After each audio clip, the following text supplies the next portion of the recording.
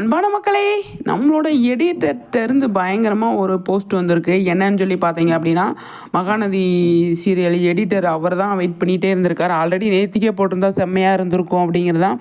அவ்வளோ ஒரு எமோஷ்னலான சீனை கொண்டு வந்து அவரே வந்து பயங்கரமாக நிறைய விஷயங்கள் அதில் கட் பண்ணி எடுத்திருக்காரு.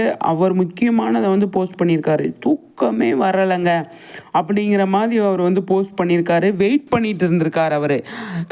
எடிட்டர் நீங்கள் வந்து நேத்திக்கே போட்டிருந்தீங்க அப்படின்னா தூள் கிளப்பியிருப்பாங்க நம்மளோட ஃபேன்ஸ் அப்படிங்கிறதான். அந்தளவுக்கு சூப்பராக வந்து இந்த எடிட்டை வந்து பண்ணியிருக்காங்க. பார்க்கும்போது அவ்வளோ நல்லா இருக்குது. என்னன்னு சொல்லி பார்த்தீங்க அப்படின்னா, நம்மளோட விக்கா 2 பேருமே பிரிகிற தருணம் இல்லையா, அதுதான் வந்து அவர் வந்து மென்ஷன் பண்ணியிருக்காரு. தூக்கம் வரலை அப்படின்ற மாதிரி மென்ஷன் பண்ணியிருக்காரு.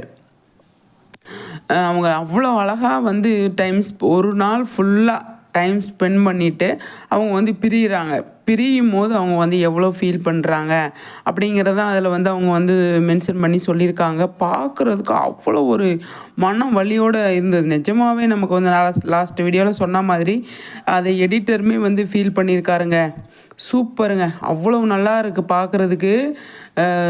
பின்றாங்க யார், மகாநதி விக்கா 2 பேருமே கலக்குறாங்க அப்படிங்கிறதுல எந்த ஒரு டவுட்டுமே கிடையாது. என்ன மக்களே சொல்கிறீங்க? கண்டிப்பாக நிச்சயமாக வந்து எல்லோரும் மனதையும் கொள்ளை கொண்டிருக்காங்க அப்படின்னா சும்மா கிடையாது.